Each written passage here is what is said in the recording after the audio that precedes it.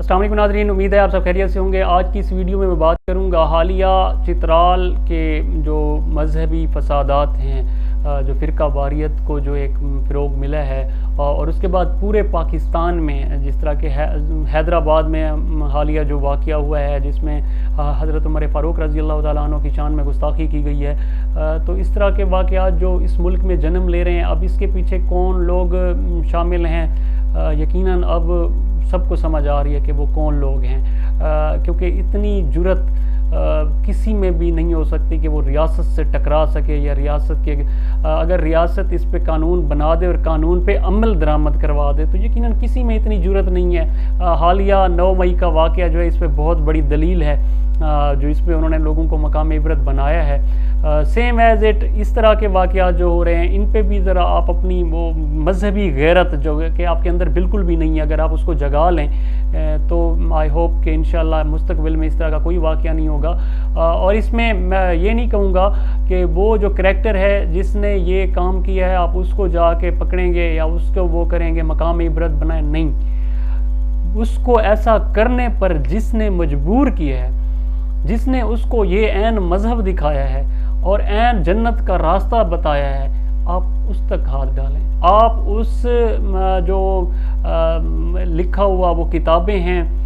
ठीक है, वो जो लिटरेचर है उसको एक तो अपने तहवील में लें और इसको मुल्क पे बैन करें, और दूसरे नंबर पे वो इंसान, वो जो उनके उलमाए कराम हैं, यकीनन अब उलमाए कराम क्या कह सकते हैं उनको,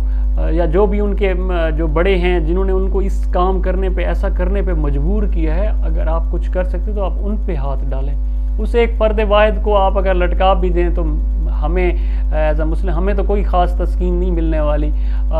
क्योंकि जो असल मुजरिम है वो है जो मिंबर रसूल का गलत इस्तेमाल करके लोगों को इस्लाम इस तरह से दिखा रहा है। जिस तरह से लोगों ने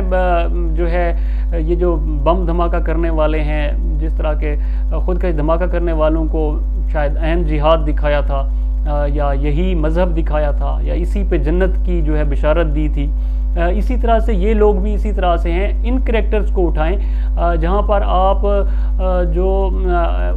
उलमा अहले सुन्नत हैं, जहाँ पर उनके ऊपर आप इतनी जो है पाबंदियाँ लगाते हैं, उनके बोलने पर पाबंदी है, उनके हर चीज़ पर पाबंदी है, जबकि वो कुछ गलत भी शायद नहीं करते और यकीनन नहीं करते, क्योंकि उनके बात जो होती है वो सिर्फ अपना दिफा करने तक होती है, ना कि किसी के ऊपर हमला करने की होती है। जबकि ये लोग इस तरह के काम करते हैं, इसके बावजूद हमारी रियासत खामोश तमाशाई बन के और बस इस चीज़ को कोई भी, हर एक इंसान इस पे भी उठे, जिस तरह बिजली के बिलों को लेकर के, पेट्रोल को लेकर के और दूसरे मामलात को लेकर के हम लोग, असल जो मसला है कि अमर बिल मारूफ व नही अनिल मुनकर से हम बहुत दूर चले गए हैं, तो ये भी हम सब की जो है ज़िम्मेदारियां हैं। हमें इन ज़िम्मेदारियों को समझना होगा, और हमारे जो रियासत के जो बड़े हैं, जो अरबाब इक़्तिदार, अरबाब इख्तियार हैं,